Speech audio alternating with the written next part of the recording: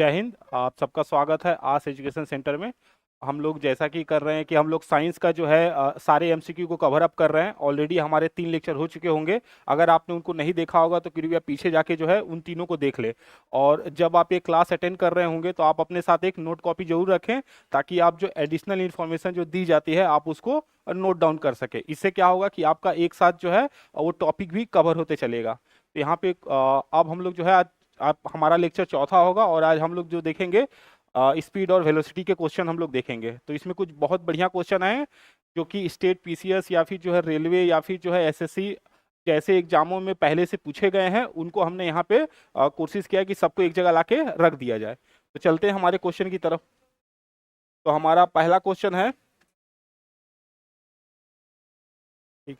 तो पहला क्वेश्चन बोलता है कि अगर कोई पिंड है और पिंड को अगर जो है यू वेग से ऊर्ध्वाधर ऊपर की ओर फेंका जाता है तो इसके ऊपर उठने की अधिकतम ऊंचाई क्या होगी। तो अब यहाँ पे देखिएगा, एक आपको ये याद रखना पड़ेगा। ये चीज देखिए जरा, जब भी हम किसी चीज को ऊपर फेंकेंगे, मान लीजिए यहाँ से कोई गोला है जिसको हम लोग ऊपर फेंक रहे हैं, तो ऊपर फेंकेंगे तो क्या होगा, जैसे ही ऊपर जाएगा पृथ्वी का गुरुत्वाकर्षण इस पे लगेगा और इसको क्या करेगा, नीचे की तरफ खींच लेगा। तो इस तरह से देखा जाए, जब भी हम किसी गोले या फिर किसी भी पत्थर को जब भी हम कोई फेंकेंगे तो उसकी गति क्या होती है, परवलयाकार हो जाती है। प्रोजेक्टाइल मोशन में वो गति करेगा। क्यों? क्योंकि पृथ्वी का गुरुत्वाकर्षण क्या करेगा, उसको अपनी तरफ खींचना चाहेगा, जिसके कारण क्या होगा, धीरे धीरे उसकी गति जो है कम होनी शुरू हो जाएगी और एक परवलयाकार पथ को जो है फॉलो करते हुए क्या करेगा, ये पैराबोलिक पाथ को फॉलो करते हुए एक समय बाद जो है धरती से फिर टकरा जाएगा। तो यहाँ पे देखिए, अगर हम मान लेते हैं इनिशियल वेलोसिटी इसकी क्या है, यू है, तो अगर जो क्षैतिज घटक होगा इसको बोलते हैं हम यू कॉस थीटा, और जो ऊर्ध्वाधर घटक होगा इसको बोलते हैं हम यू साइन थीटा। ठीक है। ये जो होता है इसको हम लोग परास बोलते हैं, इसको हम लोग बोलते हैं रेंज। कितना दूरी ये तय करेगा, क्षैतिज, इसको बोलते हैं हम लोग जो है परास। फिर जो है ये जो होता है हाइट जो होता है इसको हम लोग बोलते हैं हाइट। ये है हमारा मैक्सिमम हाइट हो जाएगा। ठीक। महत्तम ऊंचाई बोलते हैं इसको हम लोग। तो ये हमारा जो है ऊंचाई हो जाएगा, कितना ऊंचाई जो है वो कवर अप करेगा, तो ये हमारा ऊंचाई हो जाएगा। अब इसको कितना समय लगेगा, तो जब पत्थर को हम फेंकेंगे तो यहाँ से क्या लगेगा, टी हाफ से यहाँ पे लगेगा और टी हाफ यहाँ पे लगेगा। कुल मिला के अगर देखा जाए तो टोटल कितना समय लगेगा, तो टोटल समय जो यहाँ पे लगेगा वो होगा हमारा टी हाफ, और टी हाफ को मिलेंगे तो ये टोटल टाइम जो होता है वो टी लगता है हमारा। तो इस तरह से देखिए, कोई भी जब भी किसी भी हम गोले को फेंकेंगे ऊपर की तरफ तो परवलयाकार पथ को फॉलो करेगा। और इसमें 3 चीज आती है। तो इसमें देखिए होता क्या है, एक तो होता है जब टाइम आपसे पूछेगा, ये पूछता है कि जो है time of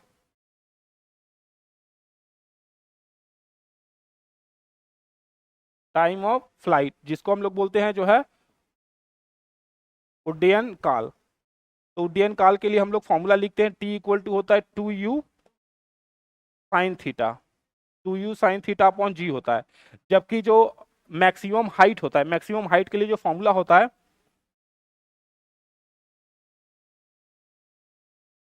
maximum height, maximum height को ही हम लोग बोलते हैं महत्तम ऊंचाई।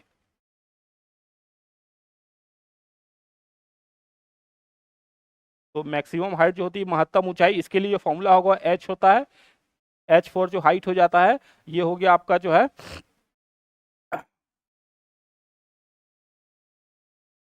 यू का स्क्वायर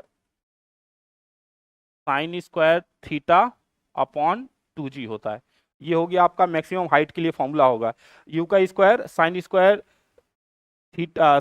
थीटा अपॉन 2g होता है। इसी तरह से जो रेंज के लिए बात करेंगे तो रेंज कितना हो जाएगा आपका, जो परास होगा, तो परास के लिए जो होता है फॉर्मूला होता है वो होता है आपका जो है u square sine 2 theta upon g होता है। ठीक। ये तीनों फॉर्मूला है। तो हमसे क्या पूछा गया है, यहाँ हमसे पूछा जा रहा है कि उसकी अधिकतम ऊंचाई पूछी जा रही है। तो अधिकतम ऊंचाई क्या हो सकती है, मैक्सिमम हाइट देखिए तो यहाँ पे क्या हो सकती है, ये साइन स्क्वायर जो है थीटा है, तो साइन स्क्वायर थीटा में साइन का मैक्सिमम मान कितना हो सकता है, साइन 90 डिग्री, साइन 90 डिग्री का 1 होता है। अगर हम थीटा इक्वल टू यहाँ पे 90 रख दे तो यहाँ पे क्या हो जाएगा, ये 1 हो जाएगा। तो आप जो मैक्सिमम वैल्यू होगा, अगर थीटा इक्वल टू यहाँ पे 90 रख दिया जाए तो मैक्सिमम जो एच की वैल्यू आएगी वो आएगी यू का स्क्वायर अपॉन 2g होगा, जो कि यहाँ पे है अपना। इस तरह से यहाँ पे क्या होगा, ऑप्शन बी जो है हमारा सही हो जाएगा, यू स्क्वायर अपॉन 2g होगा, यहाँ पे जो है मैक्सिमम हाइट हो जाएगा।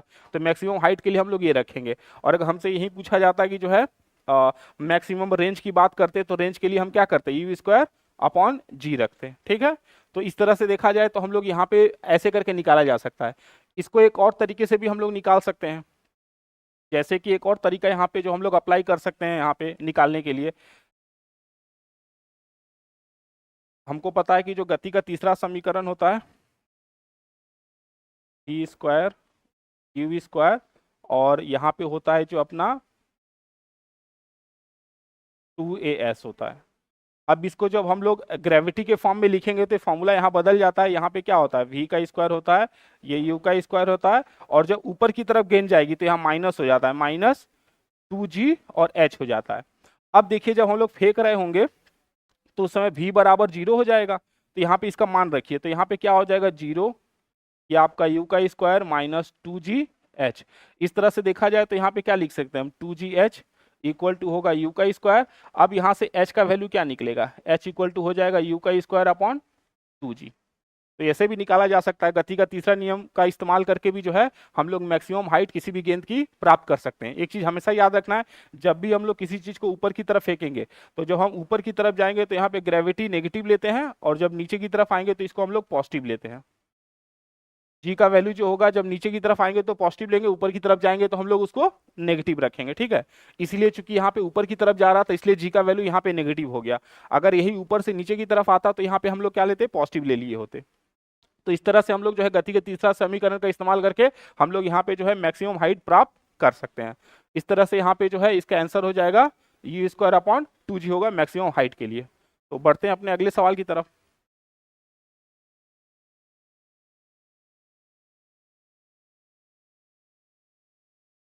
सवाल पूछा जा रहा है कि किसी गतिमान पिंड के लिए विस्थापन और तथा दूरी का आंकिक अनुपात क्या हो सकता है। तो यहाँ पे आपको दो चीज देखना है।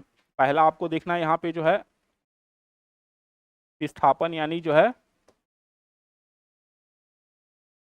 डिस्प्लेसमेंट। डिस्प्लेसमेंट क्या होता है, तो ये एक तरह से होता है न्यूनतम दूरी, इसको हम बोलते हैं शॉर्टेस्ट डिस्टेंस। तो शॉर्टेज डिस्टेंस को हम लोग क्या बोलेंगे, विस्थापन बोलेंगे। फॉर से एग्जांपल कि यहाँ से कोई ए है, ए पॉइंट से बी पॉइंट तक जो है गति किया गया, मान लेते हैं 3 है, फिर यहाँ से जो है एक गति करके जो है पॉइंट सी तक पहुंचा और ये 4 है।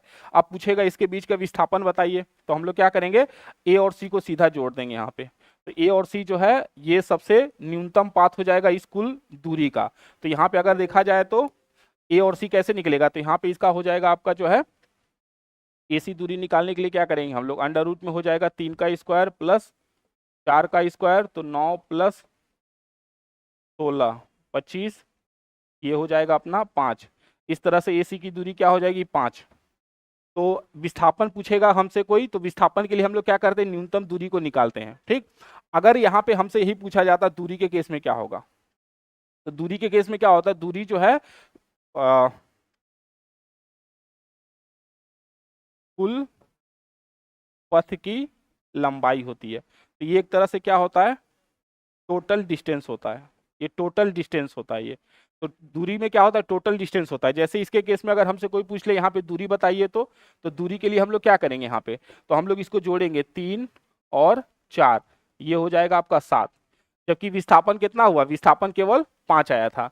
विस्थापन कोई पूछता है इसके लिए तो हम लोग बोलते हैं विस्थापन केवल जो है 5 होता। विस्थापन का मान यहाँ पे देखिए 5 हो रहा है, जबकि दूरी का मान क्या हो रहा है, 7 हो रहा है। दूरी पूरी की पूरी को कवर करते, कितना डिस्टेंस कवर किया गया, उस टोटल डिस्टेंस जो कवर किया जाता है उसको हम लोग काउंट करते हैं। तो 3 और 4 यहाँ पे उसको जोड़ेंगे तो 7 हो जाएगा।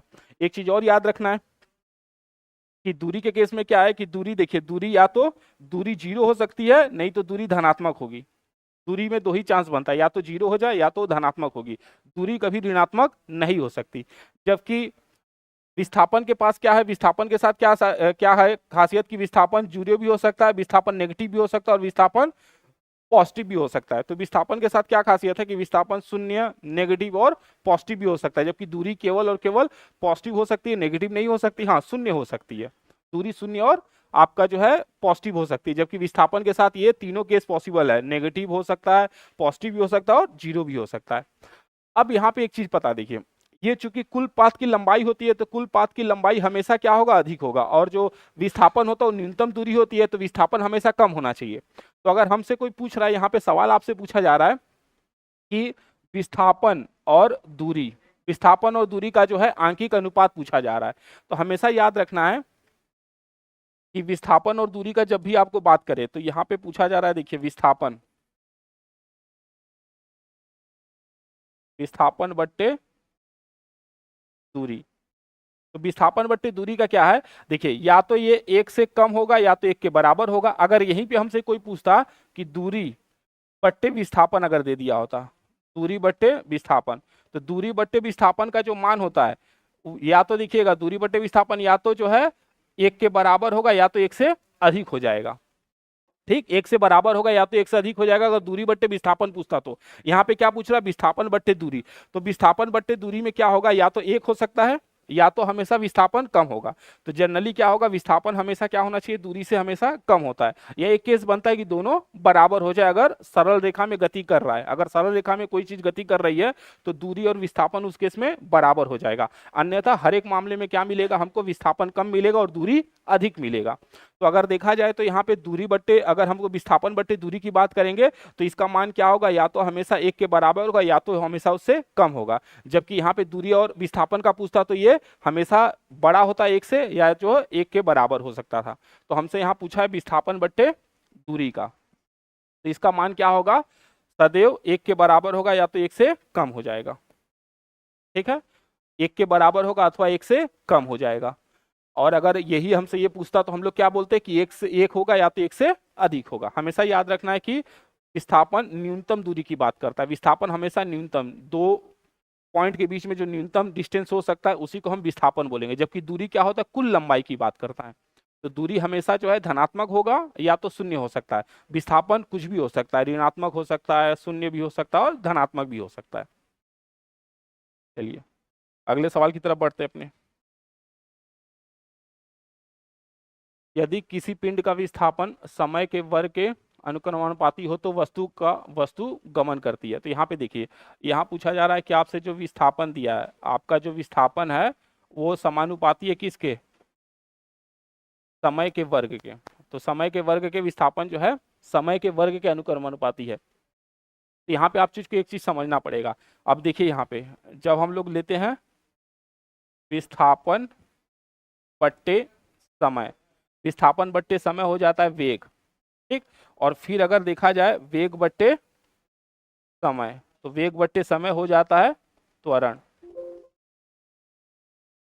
एक्सीलरेशन हो जाता है। तो यहाँ पे जरा देखिए, तो यहाँ पे क्या है, विस्थापन और किसके समानुपाती है, तो जो है समय के वर्ग के समानुपाती है। तो अगर देखा जाए यहाँ से एक समय लेंगे विस्थापन बट्टे समय तो ये वेग हो गया, फिर वेग के साथ अगर समय लिया जाए तो ये त्वरण हो जाएगा। इसका मतलब अगर इसको हम सॉल्व करें तो क्या मिलेगा हमको, ये हो जाएगा अपना विस्थापन बट्टे समय का स्क्वायर, जो कि हो जाएगा आपका एक तरह से त्वरण हो जाएगा। क्यों, मीटर और यहाँ पे जो है ये आपका जो है टाइम का स्क्वायर, सेकंड का स्क्वायर, यही तो होता है आपका एक्सीलरेशन। तो इसका मतलब ये क्या हो जाएगा, अगर विस्थापन जो है समय के वर्ग के अनुक्रमानुपाती होगा तो ये त्वरण हो जाएगा। और कैसा त्वरण होगा, तो एक समान जो है त्वरण हो जाएगा। ठीक, एक समान त्वरण होगा। यहाँ पे वर्ग दिया है समय के वर्ग के, अगर यही खाली समय दिया होता, वर्ग नहीं किया होता तो ये वेग हो जाता। ठीक, अगर यहाँ पे केवल समय के अनुक्रमानुपाती लिखा होता तो वो वेग हो जाता, क्योंकि विस्थापन बट्टे समय जो होता है वो वेग होता है। लेकिन यहाँ पे क्या दिया है, विस्थापन किसके अनुक्रमानुपाती है, तो ये बोला है डायरेक्टली प्रोपोर्शनल है समय के स्क्वायर के, समय के वर्ग के। तो समय के जब वर्ग का स्क्वायर करेंगे तो ये किस में बदल जाएगा, ये एक्सीलरेशन हो जाएगा। और कैसा एक्सीलरेशन होगा, यूनिफॉर्म होगा, एक समान त्वरण होगा। तो इस तरह से हमारा आंसर हो जाएगा यहाँ पे बी, एक समान त्वरण। ठीक है, त्वरण कुछ भी हो सकता है, त्वरण एक सदिश राशि है, तो त्वरण सदिश राशि होने के कारण जो है त्वरण का मान जो है कुछ भी हो सकता है, ये शून्य भी हो सकता है, नेगेटिव भी हो सकता है और पॉजिटिव भी हो सकता है। क्योंकि त्वरण किस पर निर्भर कर रहा है, त्वरण जो है वेग पर निर्भर कर रहा है। ठीक, और वेग किस पर निर्भर कर रहा है, विस्थापन पे। विस्थापन का मान शून्य, नेगेटिव और पॉजिटिव तीनों पॉसिबल है, इसलिए जो है त्वरण भी तीनों हो सकता है, नेगेटिव भी, पॉजिटिव भी और जीरो भी हो सकता है। चलते हैं अपने अगले सवाल की तरफ बढ़ते हैं।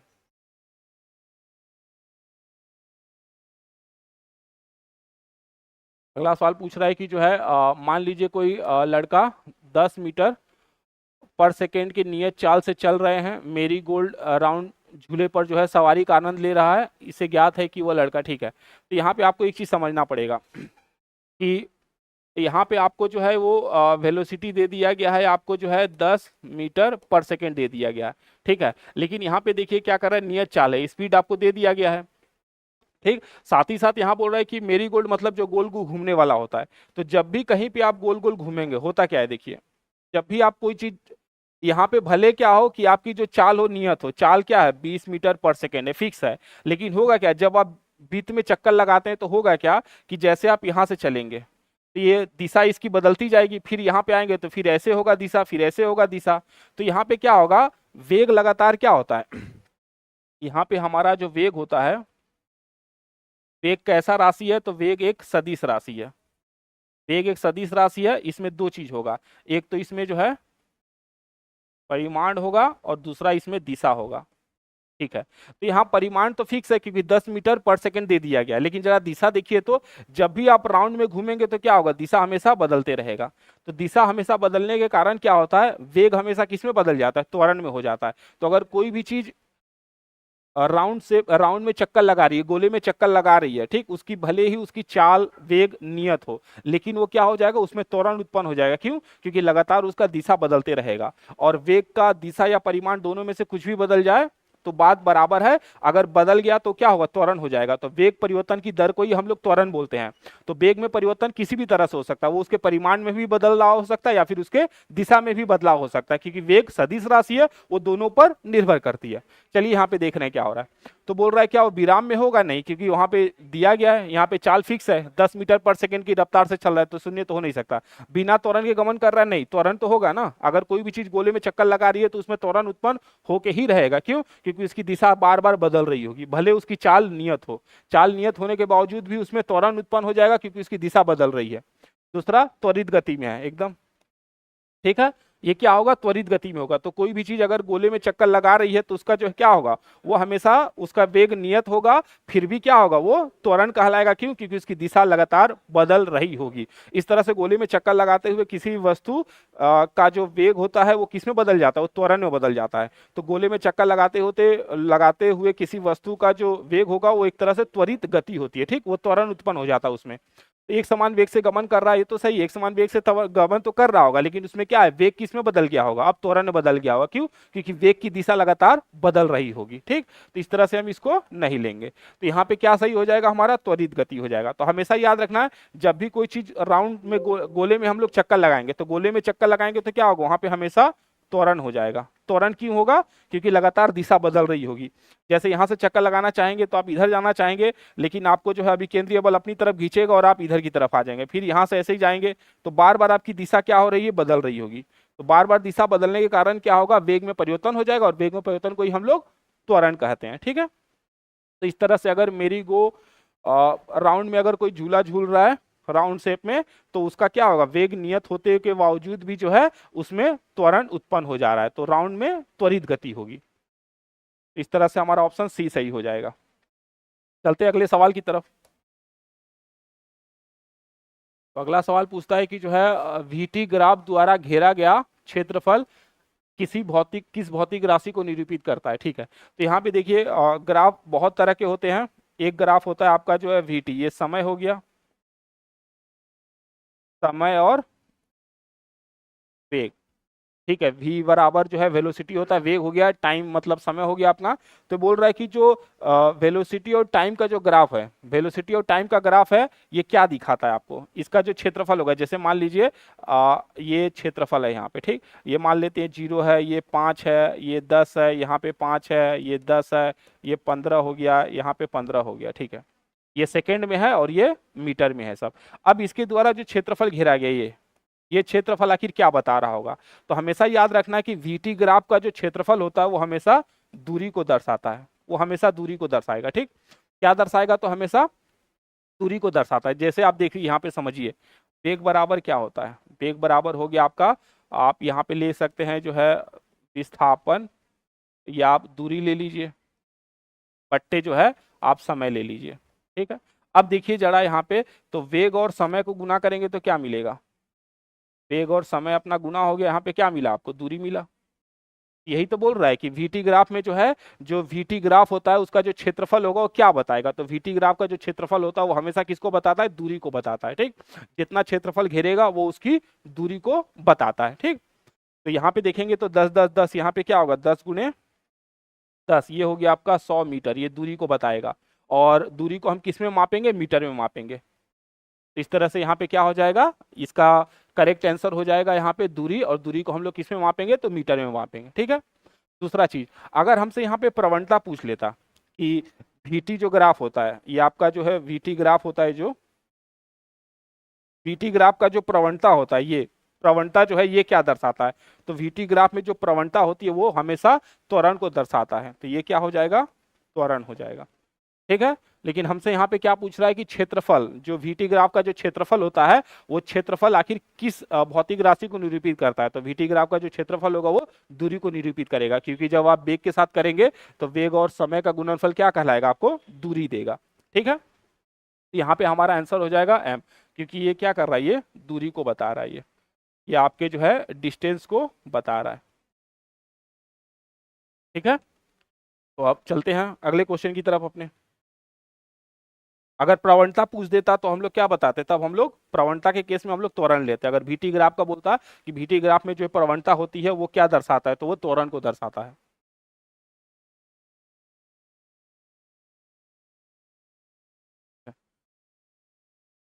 ठीक है, अगला सवाल दिया है फिर वीटी ग्राफ से है, तो वीटी ग्राफ से यह निष्कर्ष निकल सकता है कि पिंड क्या है। तो यहाँ पे देखिए वीटी ग्राफ है, ये यहाँ पे समय है, यहाँ पे वेलोसिटी है। तो यहाँ पे क्या देखने में लग रहा है कि वेलोसिटी तो बराबर है, समय यहाँ पे बदल रहा है, लेकिन वेलोसिटी क्या है, नियत है। तो यहाँ पे क्या है, वेग जो है आपका क्या है, यहाँ पे वेग जो है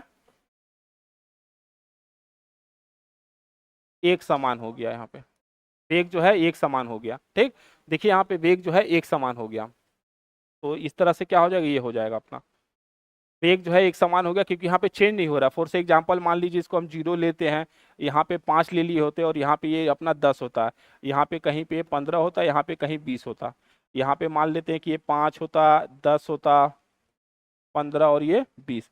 यहाँ पे देख रहे हैं क्या हो रहा है, ये लगातार फिक्स है, यहाँ पे फिक्स है कि ये जो वेग है इसका हमेशा 10 ही रह रहा है, यहाँ पे 10 मीटर सेकेंड 10 मीटर सेकेंड, भले समय बदलते जा रहा है लेकिन ये जो है वेलोसिटी इसकी बदल नहीं रही है। इसलिए क्या होगा, एक समान वेग होगा, यहाँ पे एक समान वेग।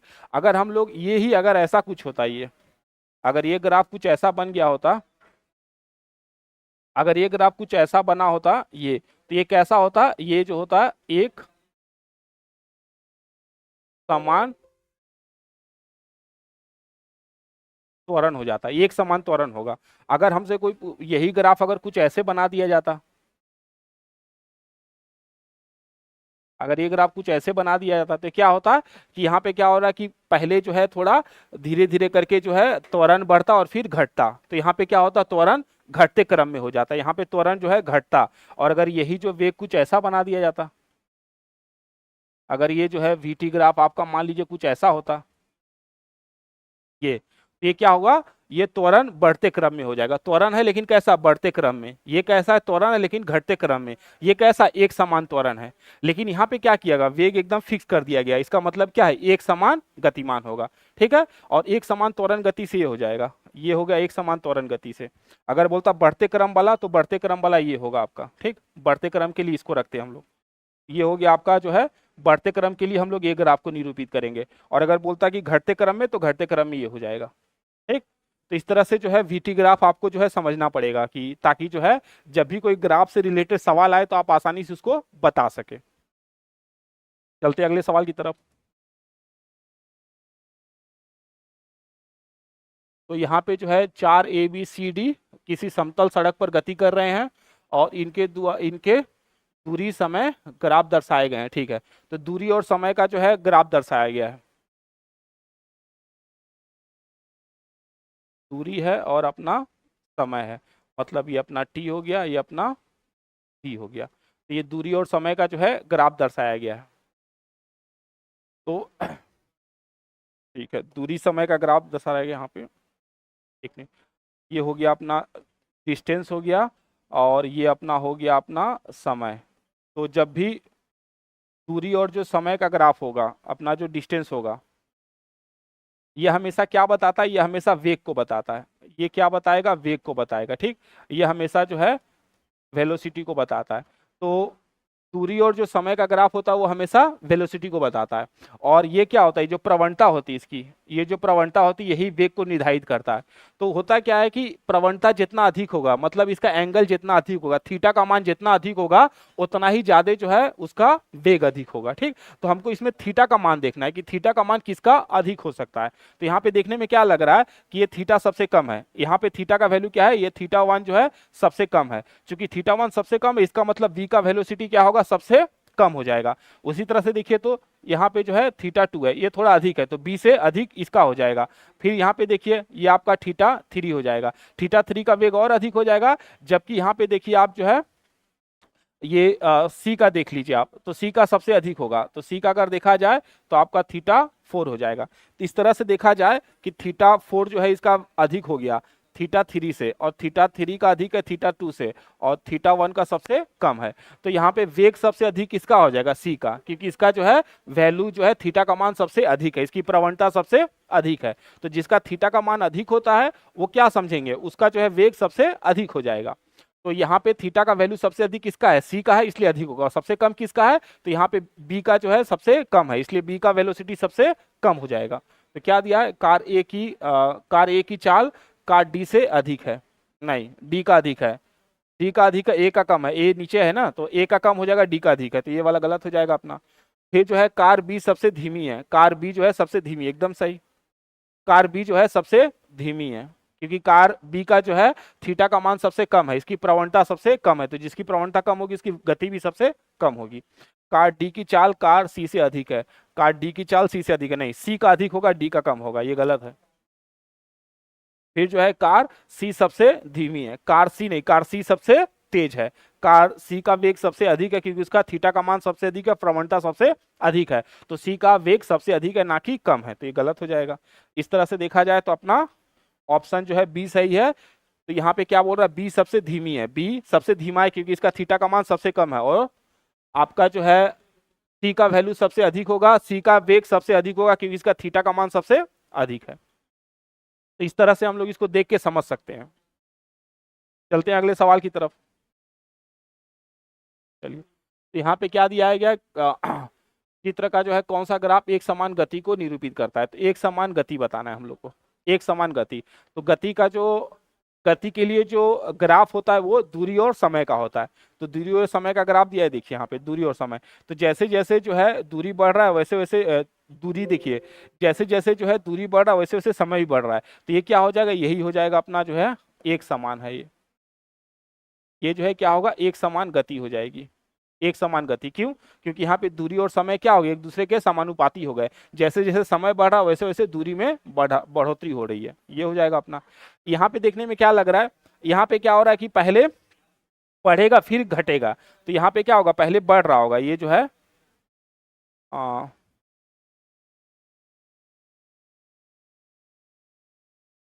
पहले बढ़ता है और फिर क्या होगा, यहाँ पे जो है एक समान होने जा रहा है, फिर जो है ये देखिए जो है फिर जो है ये नियत हो जाएगा, फिर जो है नियत हो जाएगा।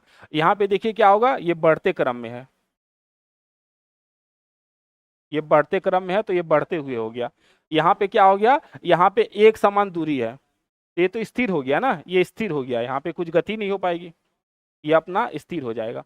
तो इस तरह से देखा जाए हमसे एक समान गति की बात कर रहा है, तो एक समान गति हम इसको बोलेंगे, क्योंकि यहाँ पे क्या है, दूरी अपने समय के जो है समानुपाती है, जैसे जैसे समय में चेंजेस आ रहा है दूरी भी उसी अनुपात में बढ़ रही है, ठीक। तो एक समान रूप से बढ़ रहा है, जबकि यहाँ पे क्या है कि बहुत तेजी से पहले बढ़ता है और फिर एक समय बाद जाके नियत हो जा रहा है। यहाँ पे क्या है, पहले धीरे धीरे करके क्या हो रहा है, एक समान रूप से जो है बढ़ता जा रहा है धीरे धीरे, पहले कम था धीरे धीरे अधिक होते जा रहा है। यहाँ पे क्या है, एक स्थिर हो गया, यहाँ पे एकदम नियत है, यहाँ पे जीरो हो जाएगा आपका, स्थिर हो जाएगा ये।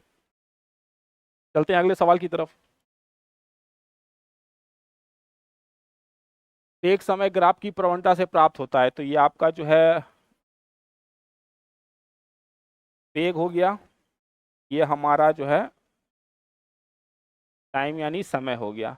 तो बोल रहा है इसकी प्रवणता क्या दर्शाता है, तो वेग और समय। तो वेग और समय की जो प्रवणता होती है वो हमेशा त्वरण को दर्शाता है। ये हमेशा एक्सीलरेशन को दर्शाता है, ठीक है। तो एक्सीलरेशन को दर्शाता है, त्वरण को दर्शाता है। और हम लोग को पता है कि त्वरण जो है, त्वरण कैसा है, त्वरण एक जो है सदिश राशि है। त्वरण एक सदिश राशि है, जिसके कारण क्या होगा कि इसमें जो है परिमाण और दिशा दोनों का दोनों होगा। त्वरण में जो है परिमाण दिशा दोनों के दोनों होगा। और त्वरण किस पर निर्भर करता है, तो वेग परिवर्तन पे, वेग में जो परिवर्तन हो रहा है। और वेग किस पर निर्भर करता है, विस्थापन पे। और विस्थापन का मान कुछ भी हो सकता है। तो इस तरह से त्वरण भी क्या हो सकता है, त्वरण कुछ भी हो सकता है, जीरो भी हो सकता है, नेगेटिव भी हो सकता है और पॉजिटिव भी हो सकता है, ठीक। जो नेगेटिव त्वरण होता है उसी को हम बोलते हैं रिटार्डेशन बोलते हैं या मंदन बोलते हैं। चाल हो गया आपका जो है, आप दूरी बट्टे समय ले सकते हैं, मीटर पर सेकेंड हो सकता है। और ये कैसा है, ये अदिश होता है, अदिश होता है। विस्थापन, विस्थापन हम लोग को पता है कि क्या होता है, विस्थापन जो है ये न्यूनतम दूरी है। विस्थापन क्या है, तो न्यूनतम दूरी है। और विस्थापन के साथ क्या खासियत है, तो विस्थापन एक सदिश राशि है। विस्थापन सदिश है, और विस्थापन सदिश है इसका मतलब जीरो, नेगेटिव और ये पॉजिटिव कुछ भी हो सकता है, ठीक है। इसमें दिशा भी चेंज हो जाएगा, तो दिशा चेंज हो जाएगा तो ये नेगेटिव हो जाएगा, पॉजिटिव साइड में जाएगा तो पॉजिटिव हो जाएगा, ठीक है।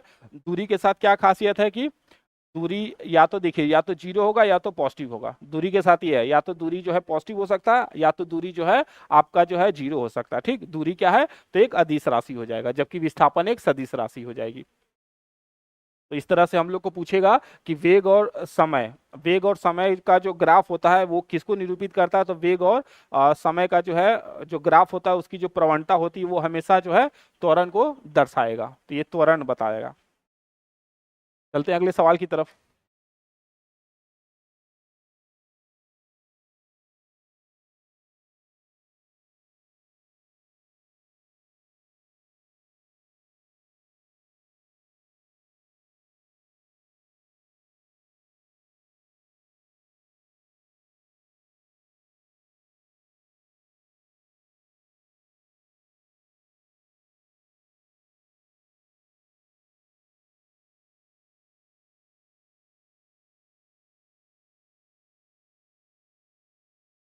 नेट क्या होगी यहाँ पे, आगे क्यों नहीं जा रहा है।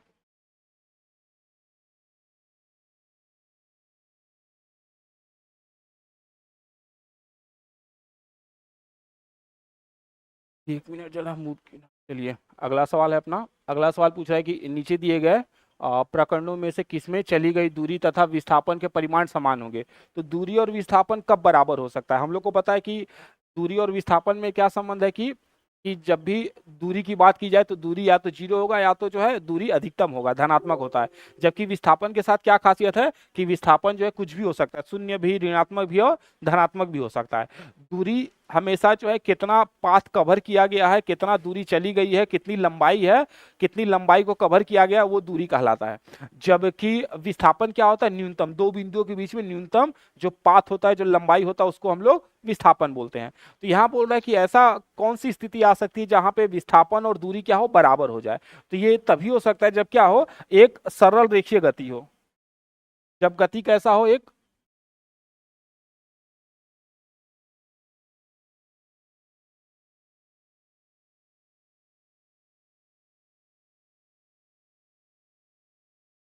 एक मिनट।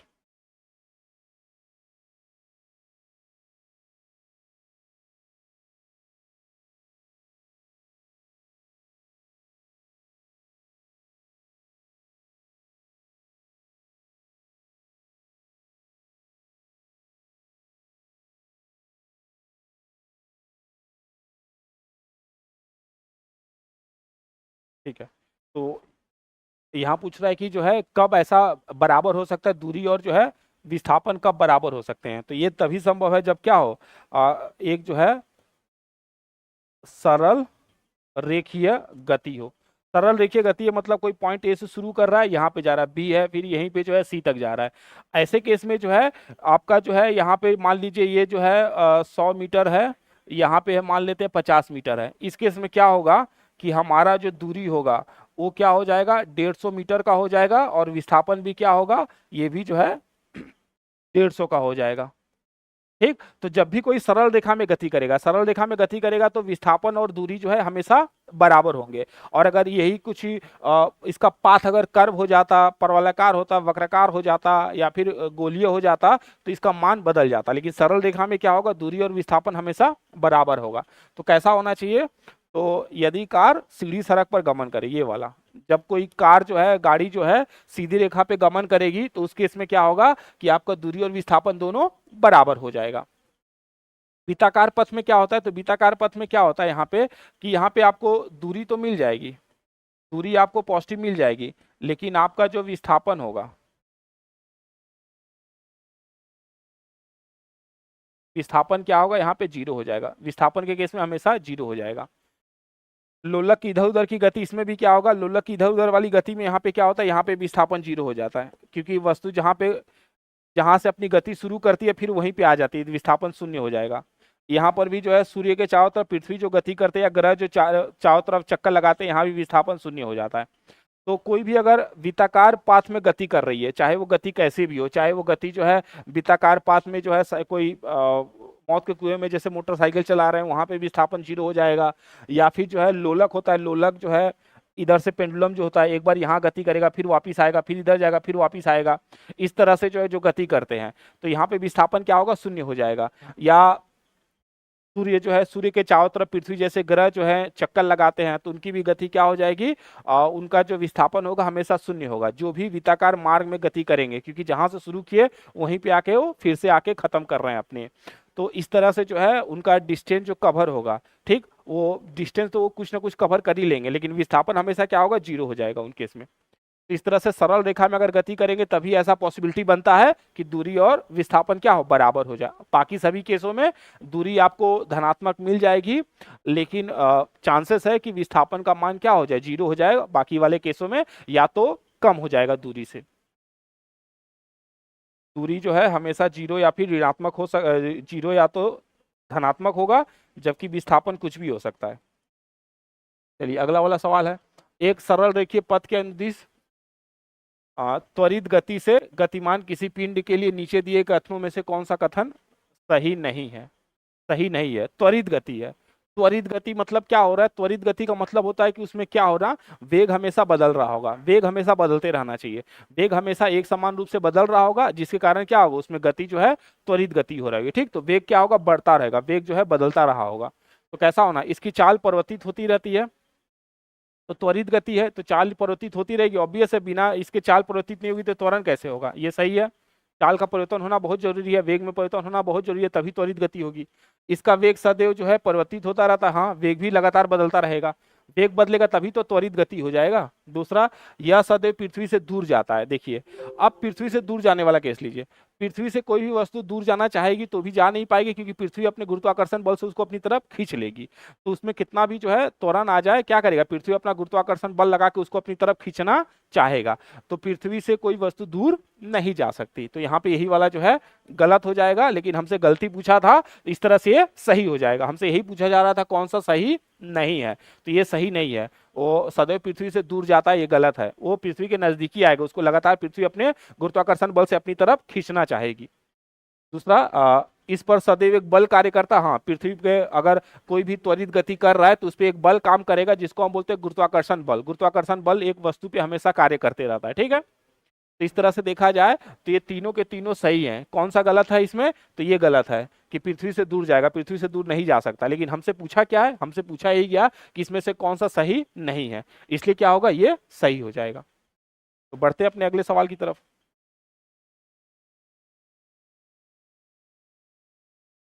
अगला पूछा है, नकारात्मक त्वरण निम्न में से किसकी दिशा में परिवर्तित, किसके दिशा के विपरीत होता है। तो नकारात्मक त्वरण की बात कर रहे हैं और यहाँ पे पूछ रहा है किसकी दिशा के विपरीत होता है। तो हमेशा याद रखना है कि हमेशा याद रखना है कि जो वेग परिवर्तन, वेग परिवर्तन की दर को ही हम लोग क्या बोलते हैं, तो त्वरण बोलते हैं, ठीक। तो वेग में जो परिवर्तन होता है उसी को हम लोग क्या बोलते हैं, त्वरण बोलते हैं। तो इसका मतलब वेग किस पर अपना जो त्वरण है वो किस पर निर्भर कर रहा है, वेग पे निर्भर कर रहा है, ठीक। तो अगर वेग ऋणात्मक हो जाए, वेग की गति क्या, वेग धीरे धीरे कम होना शुरू हो जाए, तो हमारा त्वरण भी क्या होगा, ऋणात्मक हो जाएगा। इसका मतलब अगर हमसे पूछे कि नकारात्मक त्वरण के लिए कौन जिम्मेदार है, तो हम लोग बोलेंगे वेग।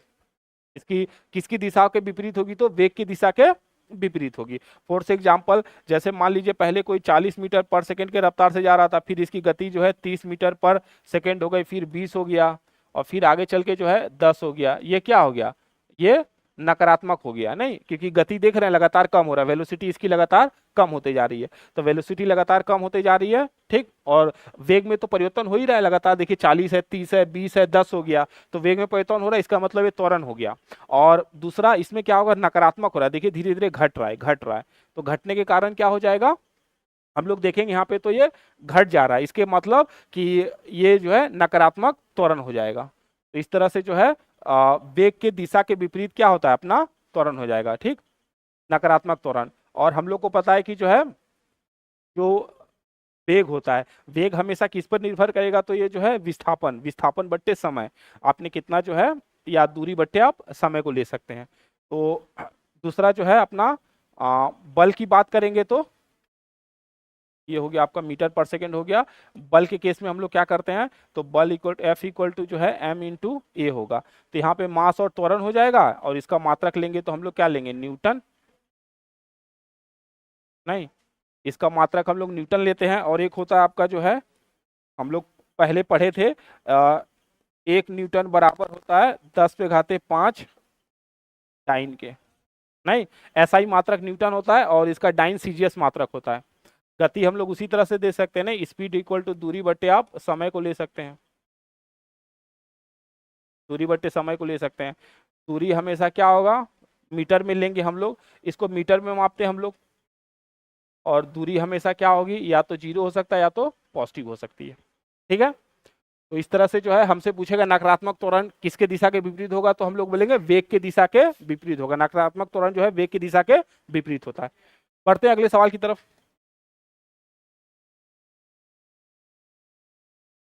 व्यवस्थित वस्तुओं की वो प्रवृत्ति जो उसे स्थिर या समान गति से गतिमान रहने के लिए प्रवृत्त करता है, क्या कहलाता है? तो देखिए प्रत्येक वस्तु में एक गुण होता है कि वो जिस अवस्था में है उसी अवस्था में वो बने रहना चाहती है। अगर वो गतिशील अवस्था में है तो गतिशील अवस्था में रहना चाहेगी, अगर वो स्थिर अवस्था में है तो वो स्थिर अवस्था में रहना चाहेगी, जब तक कि उस पर कोई बाह्य बल लगा के उसकी अवस्था में परिवर्तन करने का प्रयास न किया जाए। इसी को हम बोलते हैं गति का पहला नियम, या फिर जो इसी को हम बोलते हैं जड़त्व का नियम, लॉ ऑफ इनर्शिया। तो लॉ ऑफ इनर्शिया इसी को हम लोग बोलते हैं। तो यही हो गया अपना जड़त्व। जड़त्व जो है इनर्शिया हो गया अपना लॉ ऑफ इनर्शिया, जो वस्तु जिस अवस्था में उसी अवस्था में बने रहना चाहती है through out the time period, जो है जब तक कि उसकी अवस्था परिवर्तन के लिए आप उसमें कोई बल ना लगा दें, ठीक है। और बल क्या हो गया? तो बल एक तरह से जो है बाह्य कारक होता है जो किसी वस्तु की अवस्था में परिवर्तन कर दे या परिवर्तन करने की चेष्टा करे, प्रयास करे, ठीक है। बल कुछ भी हो सकता है, बल का मान जो है बल 0 भी हो सकता है, बल ऋणात्मक भी हो सकता है, और बल धनात्मक भी हो सकता है। संवेग, संवेग m इंटू वी होता है, ठीक है। तो द्रव्यमान गुने आपका जो है वेग हो जाएगा, इसका मात्रक हो जाएगा आपका केजी, और मीटर पर सेकेंड हो जाएगा। ऊर्जा जो है एक तरह से जो है कार्य करने की जो क्षमता होता है, ठीक है। आप जो है ऊर्जा हो गया अपना, तो इसको हम लोग जो है जूल में मापते हैं, ठीक। और ऊर्जा की जो है बहुत सारी और भी जो इसके यूनिट होते हैं, इसका जो मैक्सिमम यूनिट हम लोग इस्तेमाल करते हैं जूल होता है। कार्य और ऊर्जा के लिए हम लोग जूल का इस्तेमाल करेंगे। और जड़त्व किस पर निर्भर करता है? तो जड़त्व निर्भर करता है आपके द्रव्यमान पर, ये मास पर निर्भर करता है, इसको आपको याद रखना है। पूछेगा जो है जड़त्व किस पर निर्भर करता है, तो बोले जड़त्व मास पे निर्भर करता है, द्रव्यमान पे निर्भर करता है। मतलब जिसका जड़त्व जितना मास जितना अधिक होगा उसमें जड़त्व का गुण उतना अधिक पाया जाएगा। मतलब उसको मूव करने के लिए, उसकी अवस्था को परिवर्तन करने के लिए आपको अधिक बल लगाना पड़ेगा। चलते हैं अगले सवाल की तरफ। पूछा जा रहा है कि यदि किसी वस्तु द्वारा तय की गई दूरी शून्य है, दूरी शून्य है, तो वस्तु का विस्थापन बताइए। तो अगर वस्तु की दूरी शून्य हो जाए तो विस्थापन आपसे पूछा जा रहा है। तो यहाँ पे देखिए, जब हम लोग को पता है कि दूरी जो है ऑलमोस्ट क्या होता है, दूरी या तो जो है अधिक होता है या तो बराबर होता है आपके विस्थापन के। अब जब दूरी 0 हो जाएगा तो जाहिर सी बात है विस्थापन भी क्या हो जाएगा? 0 हो जाएगा, ठीक है। तो ये शून्य हो जाएगा। तो दूरी और विस्थापन क्या होगा? अगर दूरी 0 हो गया तो विस्थापन भी अपने आप 0 हो जाएगा, ठीक है। दूरी का जो न्यूनतम मान वो शून्य ही हो सकता है, दूरी कभी ऋणात्मक नहीं हो सकता, लेकिन विस्थापन ऋणात्मक में जा सकता है। तो ये हो गया अपना, ये जहां तक बात रही ऋणात्मक में, यह विस्थापन के साथ पॉसिबल है, विस्थापन हो सकता है। ठीक, विस्थापन शून्य जो है, शून्य दोनों हो सकते हैं, आपका दूरी भी शून्य हो सकता है, आपका विस्थापन भी शून्य हो सकता है। तो दूरी और विस्थापन दोनों शून्य हो सकते हैं। धनात्मक के केस में जो है दूरी भी धनात्मक हो सकता है और विस्थापन भी धनात्मक हो सकता है। ठीक है, सही बात ये जो है ये दूरी के केस में है कि दूरी शून्य हो भी सकता है और नहीं भी हो सकता है। ठीक है, इस तरह से देखा जाए, हमसे पूछा जा रहा था कि अगर दूरी को शून्य कर ले तो विस्थापन क्या होगा, तो विस्थापन शून्य हो जाएगा। क्यों? क्योंकि विस्थापन होता क्या है, न्यूनतम दूरी होती है, न्यूनतम दूरी क्या है, शून्य है, तो न्यूनतम विस्थापन क्या हो जाएगा, अपना विस्थापन का मान भी शून्य हो जाएगा। चलते हैं अगले सवाल की तरफ।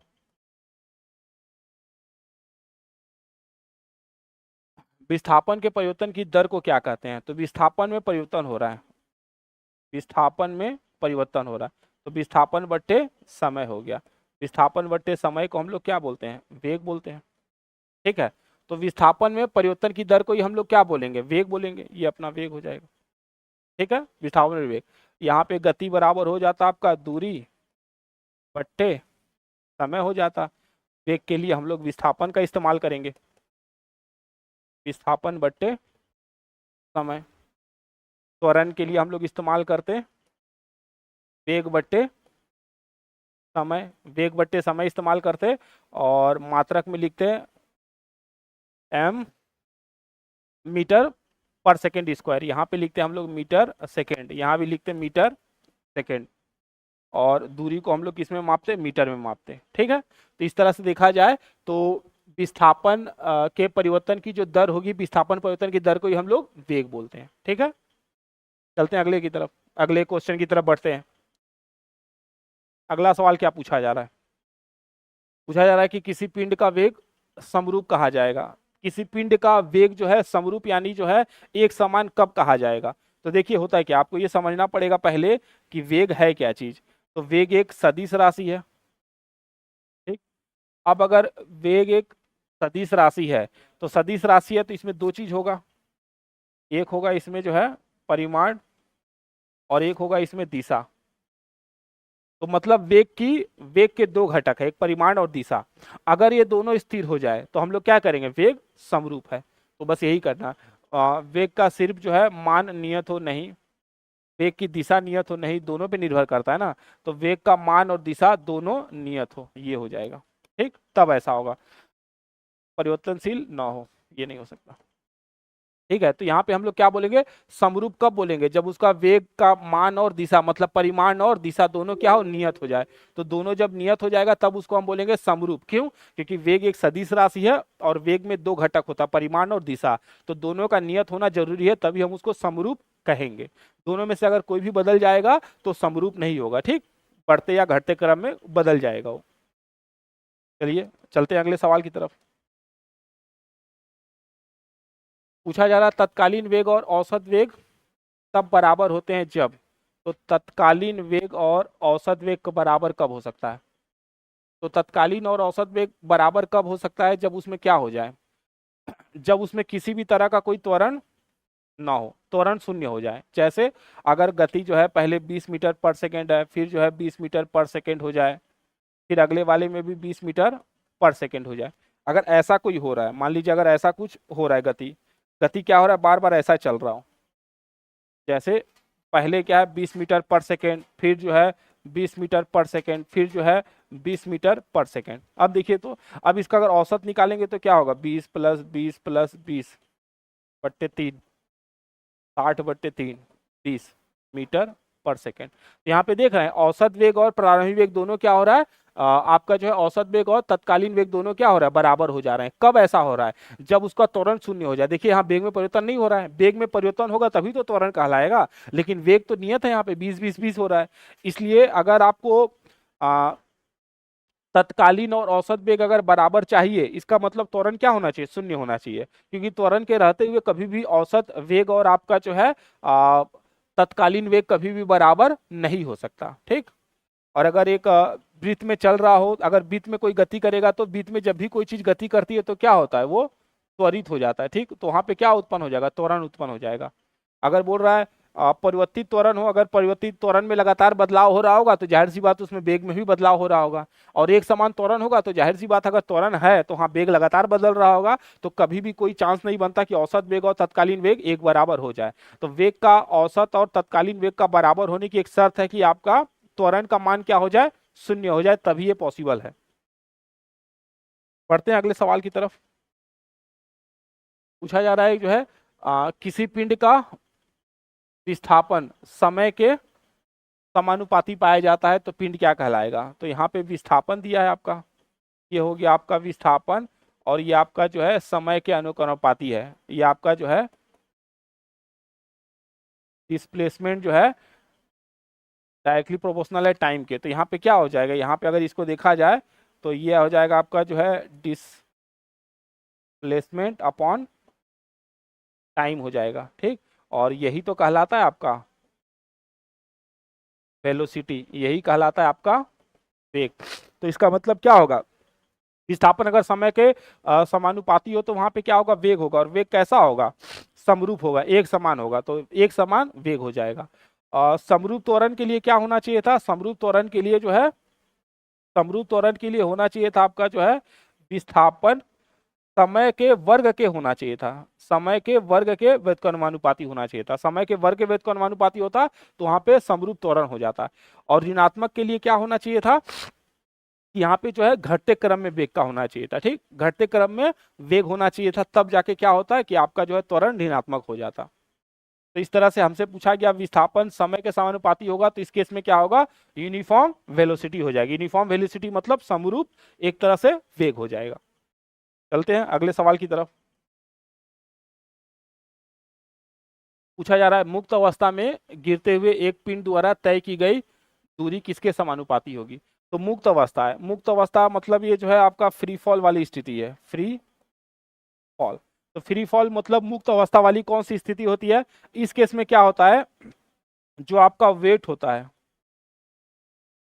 जो आपका वेट होता है वो क्या होता है, वेट जो है नेग्लेज होता है, वेट यहाँ पे जीरो हो जाता है। ठीक, वेट आपका जीरो हो जाता है, और यहाँ पे किस पे वैल्यू करता है, यहाँ पे मान रखता है आपका जो है, यहाँ पे जो है जी का, यहाँ पे सब कुछ जो है जी पे डिपेंड करता है। ठीक, और जी तो जी क्या होता है, एक्सेलरेशन ड्यू टू ग्रेविटी होता है, गुरुत्वीय जनित त्वरण होता है। तो पृथ्वी जो है किसी वस्तु को अपने केंद्र की ओर खींचना चाहती है, तो जब वस्तु को पृथ्वी अपने केंद्र की ओर खींचना चाहेगी तो वस्तु के वेग में लगातार परिवर्तन होगा।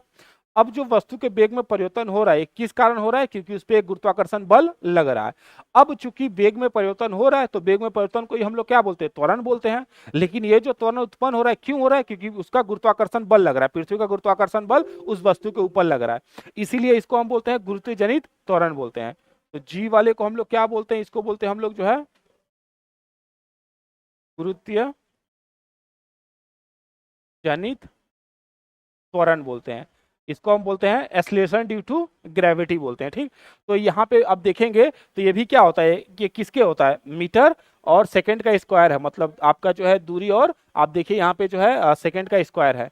तो यहाँ पे हम लोग को पूछा है कि जो है जो गिर रहा होगा वो किसके समानुपाती होगा, तो जो उसके गिरने की जो है उसकी जो दूरी होगी किसके समानुपाती होगी, तो दूरी यहाँ पे देख रहे हैं किसके समानुपाती है, यहाँ पे टाइम के, समय के।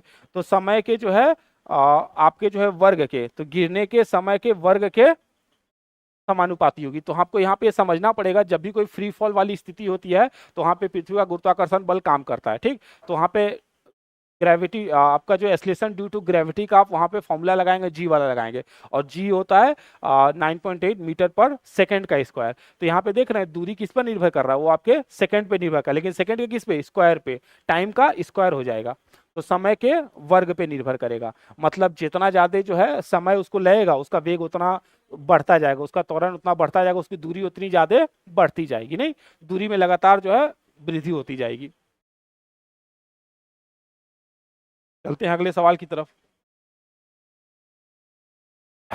गति का दूसरा समीकरण किसके बीच में संबंध बनाता है, तो गति का आपके पास गति के तीन समीकरण होते हैं, एक है v equal to U plus A T, एक होता है आपका s equal to U T plus half AT² और एक होता है आपका V² U² और 2AS।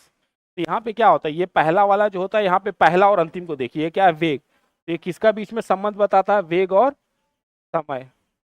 वेग और समय के बीच में संबंध बताएगा। यहाँ पे देखिए ये आपका जो है विस्थापन है S, दूरी, और यहाँ पे जो आपका टाइम है, तो ये क्या होगा, ये विस्थापन, ये बताएगा आपको जो है विस्थापन और समय के बीच में बताएगा, विस्थापन और समय के बीच में बताएगा। तीसरा वाला देखिए यहाँ पे क्या है, वेग है, और यहाँ पे लास्ट में क्या है, विस्थापन है। तो ये क्या बताएगा, वेग और विस्थापन के बीच में संबंध बताएगा, वेग और विस्थापन के बीच में संबंध बता रहा है। तो वेग और विस्थापन का आपको क्या करना है, पहला और अंतिम वाला देखना है।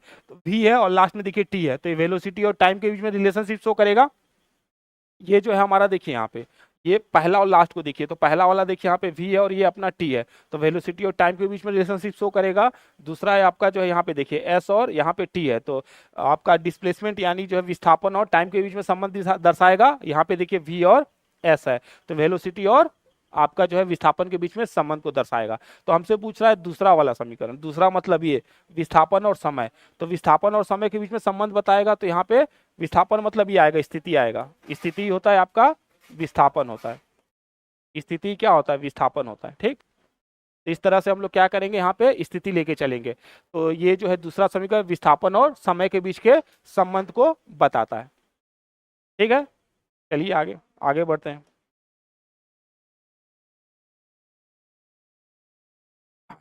निम्न में से कौन सी मात्रा चाल के साथ इसकी गति निर्दिष्ट करती है। तो चाल के साथ इसकी गति, तो चाल और गति कौन बताएगा, तो चाल और गति हमेशा वेग बताएगा। ठीक, वेग क्या करता है, वेग जो है आपको चाल और गति दोनों बता सकता है। ठीक, वेग के साथ क्या खासियत है कि वेग जो है इसमें दोनों चीज है, इसमें आपका जो है परिमाण भी है और आपकी दिशा भी है।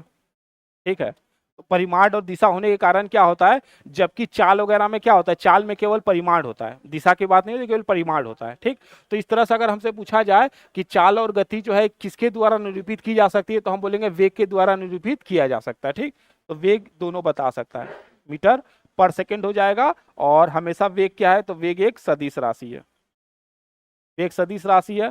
संवेग भी क्या है, तो संवेग भी ये m×v होता है, ये भी एक तरह का जो है सदिश राशि है। तो आपका संवेग भी क्या है, एक सदिश राशि है, और इसके लिए होगा आपका, इसका मात्रक पूछेंगे तो हो जाएगा अपना kg मीटर सेकेंड हो जाएगा। विस्थापन भी क्या है, विस्थापन अपना सदिश राशि है, सदिश है, और इसके लिए अपना क्या होगा, मीटर हो जाएगा। बल क्या है, बल भी अपना जो है सदिश है, और F होता है ma। ठीक है, तो अपना kg हो गया, मीटर सेकेंड स्क्वायर, या फिर न्यूटन कह लीजिए आप, इसको न्यूटन कह लीजिए आप। ठीक, तो इस तरह से हो गया। इस तरह से देखा जाए तो हमसे पूछेगा कि जो है चाल और उसकी गति को कौन निर्दिष्ट करता है, तो चाल और गति को निर्दिष्ट करने के लिए एक टर्म इस्तेमाल करेंगे तो हो जाएगा अपना वेग। चलिए चलते हैं अगले सवाल की तरफ।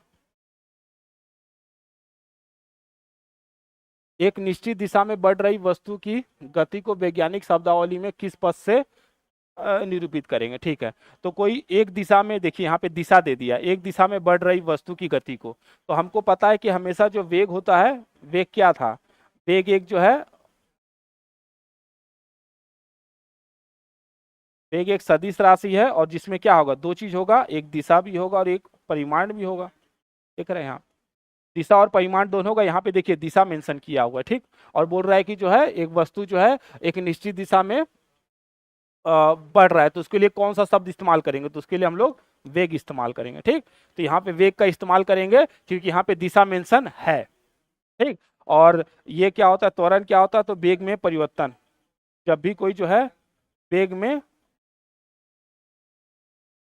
वेग में परिवर्तन होगा तो इसको हम लोग बोलेंगे जो है ये आपका त्वरण हो गया। गति क्या होता है, तो आपका दूरी बट्टे समय हो जाएगा। ठीक, मीटर पर सेकेंड हो जाएगा। समय कैसा है, तो समय एक अदिश राशि है।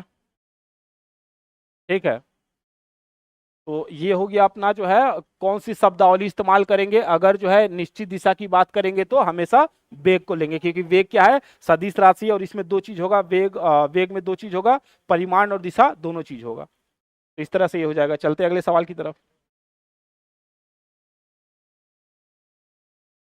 एक समान तल वाली सीधी रेखा पर नियत त्वरण, त्वरण क्या है, नियत है, से दौड़ने वाली कार के संबंध में निम्नलिखित कौन सा कथन सही है।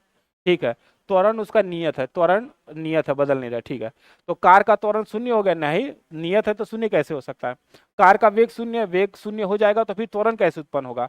कार का त्वरण निरंतर बदल रहा है, अगर कार का त्वरण निरंतर बदल रहा होगा तो नियत त्वरण तो नहीं हो पाएगा। नियत है ना, मतलब हमेशा त्वरण फिक्स होना चाहिए था, नियत है वहां पे, तो अगर बदल गया तो फिर कैसे होगा। फिर क्या बोला, कार का वेग निरंतर बदल रहा है, ये सही है।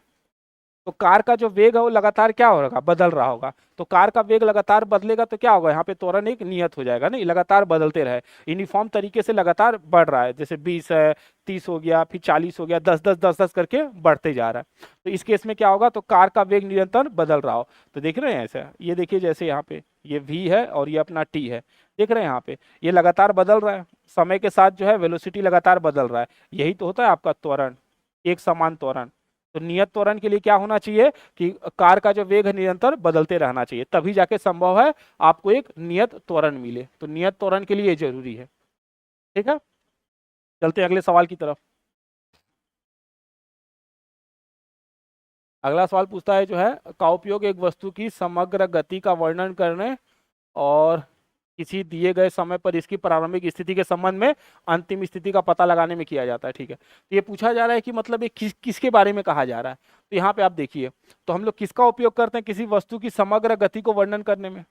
देखिए गति को वर्णन करना है, अगर आपको गति बतानी है तो गति बराबर क्या होता है, दूरी बट्टे समय होता है। ठीक, दूसरा चीज हो गया दूरी बट्टे समय, तो ये तो दूरी निकलेगा। दूसरा क्या बोल रहा है, किसी दिए गए समय पर इसकी प्रारंभिक स्थिति और अंतिम स्थिति का पता लगाने के लिए क्या होता है। तो प्रारंभिक और अंतिम स्थिति का पता लगाने के लिए हम लोग किसका इस्तेमाल करते हैं, हम लोग विस्थापन का इस्तेमाल करते हैं। इस तरह से क्या होगा, यहाँ पे जो है प्रारंभिक और अंतिम स्थिति मतलब ए है और यहाँ से जो है बी है और फिर बी से गया मान ले सी है, तो इसके बीच में नहीं, अंतिम और प्रारंभिक के बीच की जो पता लगाते हैं, स्थिति पता लगाते हैं, उसी को हम बोलते हैं विस्थापन। तो आपका विस्थापन हो जाएगा। तो इस तरह से यहाँ पे क्या होगा, दूरी और विस्थापन हो जाएगा। ठीक, तो गति किस पर निर्भर करता है, दूरी पे। विस्थापन आपका जो है अंतिम और प्रारंभिक बिंदु के बीच का जो है जो न्यूनतम दूरी होगा उस पर निर्भर करेगा। इस तरह से क्या होगा, हमसे कोई पूछेगा कि किसका उपयोग करेंगे, तो दूरी का उपयोग जो है वस्तु की, यहाँ पे क्या लिखेंगे हम लोग, यहाँ पे लिखेंगे दूरी और वह विस्थापन हो जाएगा आपका। दूरी और विस्थापन का उपयोग जो है एक वस्तु की समग्र गति का वर्णन करने और किसी दिए गए समय पर इसकी प्रारंभिक स्थिति के संदर्भ में अंतिम स्थिति का पता लगाने में किया जाता है। चलिए अगले सवाल की तरफ बढ़ते हैं। एक वस्तु को ऊपर की ओर फेंका जाता है, यह 100 मीटर की ऊंचाई तक जाती है और फिर जो है फेंकने वाले के पास वापस आ जाता है। ठीक है, तो हम किसी वस्तु को फेंक रहे हैं, यहाँ पे फेंका हमने, यहाँ से लेके फेंका इसको, कहाँ गया, तो 100 मीटर तक गया, ये 100 मीटर तक गया और फिर वापस भी आ गया, फिर वापस भी आ गया 100 मीटर। तो यहाँ पे देखिए जरा इसकी, अगर हमसे दूरी कोई पूछेगा तो क्या बोलेंगे, दूरी 100 प्लस 100 200 हो जाएगा, दूरी तो 200 मीटर हो जाएगी। ठीक है, लेकिन अगर हमसे कोई पूछेगा विस्थापन इसका, तो विस्थापन तो इसका शून्य हो जाएगा, क्योंकि जहां से गया था वहीं पे आ गया, तो विस्थापन एक तरह से क्या होगा, शून्य हो जाएगा, जहां से गया था वहीं पे वापिस आ गया, तो इस तरह से विस्थापन शून्य हो जाएगा। तो हमसे पूछा जाएगा तो क्या हो जाएगा कि क्या पूछा जा रहा है, एक वस्तु को ऊपर की ओर फेंका जाता है, 100 मीटर की ऊंचाई तक जाती है, फिर फेंकने के बाद वापिस आ जाती है, तो क्या होगा इस केस में, दूरी तो अपना हो जाएगा 200 और विस्थापन अपना शून्य हो जाएगा। तो वस्तु का वास्तविक विस्थापन 50, वस्तु का तय की गई, वस्तु द्वारा तय की गई कुल दूरी शून्य होगी, नहीं शून्य कैसे हो, दूरी कैसे शून्य हो जाएगा, वस्तु का वास्तविक विस्थापन 100 होगा, नहीं वस्तु का वास्तविक विस्थापन शून्य होगा, तो वस्तु का वास्तविक विस्थापन क्या हो जाएगा, शून्य हो जाएगा इस केस में। ठीक है, क्योंकि जहां से वस्तु फेंकी गई थी वहां पे वापस आ गई है, इस तरह से उसका विस्थापन शून्य हो जाएगा। तो आज के सेशन के लिए इतना ही रखते हैं, फिर अगले सेशन में हम लोग इसको आगे कंटिन्यू करेंगे। ठीक है, तो धन्यवाद देखने के लिए, बने रहे।